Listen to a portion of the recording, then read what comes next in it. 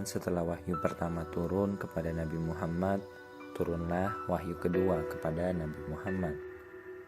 Turunnya wahyu kedua tersebut membuat Rasulullah memasuki tahapan baru dalam berdakwah.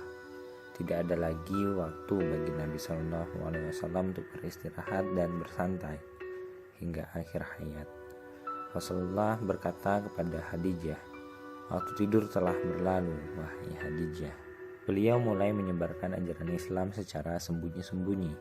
Cara ini ditempuh karena kaumnya adalah orang-orang yang menjadikan pedang sebagai solusi persoalan. Mereka tidak beragama. Oleh karena itu, strategi ini sangat tepat agar penduduk Mekah tidak terkejut dengan apa yang akan disampaikan Rasulullah SAW. Dakwah yang syarat duri dimulai.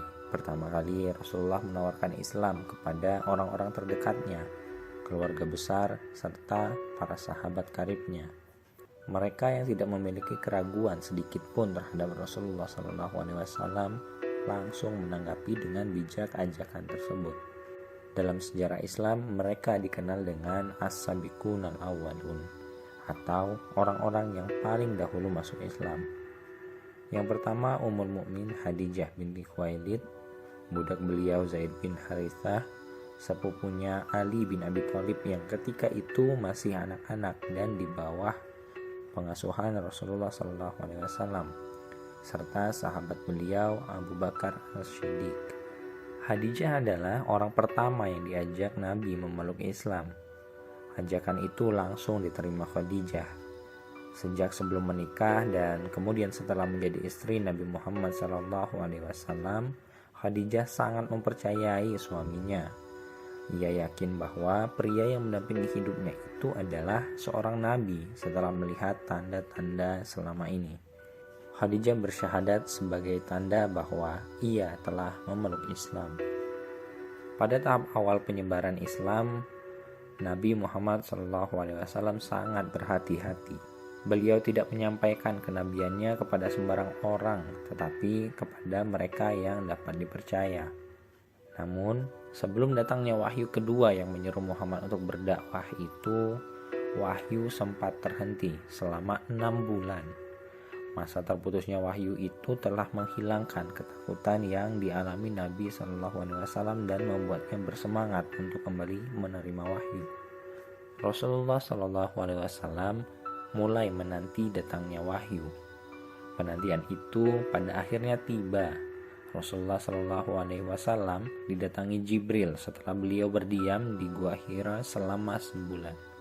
Setelah mengakhiri perenungannya di Gua Hira, Rasulullah SAW turun menuju Mekah. Saat berada di suatu lembah, ia mendengar suara memanggil namanya. Beliau melihat ke kanan, tetapi tidak menemukan apa-apa. Beliau melihat ke kiri, ke depan, dan ke belakang. Beliau juga tidak melihat apa-apa.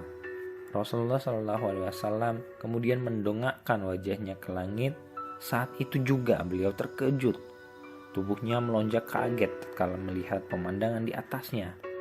Ternyata suara itu berasal dari malaikat yang dulu mendatanginya di Gua Hira.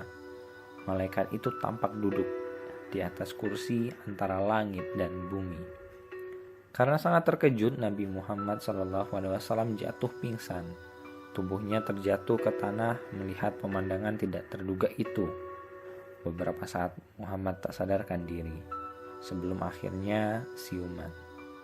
Setelah sadar, beliau bangkit dan bergegas pulang mendatangi Khadijah. Selimuti aku, tetesi aku dengan air dingin, kata Muhammad dengan suara bergetar. Tanpa banyak tanya, Khadijah segera menyelimuti suaminya. Saat itulah turun wahyu kedua. Hai orang-orang berselimut, bangunlah, lalu berikanlah peringatan, dan agungkanlah Tuhanmu, dan bersihkanlah pakaianmu, dan tinggalkanlah perbuatan dosa. Quran Surah Al-Mudaththir 1-5. Peristiwa ini menandai awal mula masa kerasulan Muhammad SAW. Setelah itu, wahyu turun secara teratur. Pada kisah Muhammad dalam penantiannya, akan wahyu dari Allah ini ada beberapa hikmah yang bisa kita jadikan pelajaran. Pertama, terputusnya wahyu menunjukkan bahwa wahyu bukan berasal dari diri Muhammad, tetapi dari Allah Subhanahu wa Ta'ala. Karena jika Al-Quran adalah perkataan Muhammad, tidak mungkin ada terputusnya wahyu. Yang kedua, wahyu yang terputus dalam waktu yang cukup lama itu membuat ketakutan Muhammad terhadap Jibril pada saat pertama kali bertemu itu semakin berkurang. Yang ketiga, wahyu yang terputus merupakan pelajaran dari Allah Subhanahu wa Ta'ala agar Muhammad merasakan kerinduan untuk kembali mendapatkan wahyu setelah mengetahui bahwa dirinya telah diangkat menjadi seorang nabi.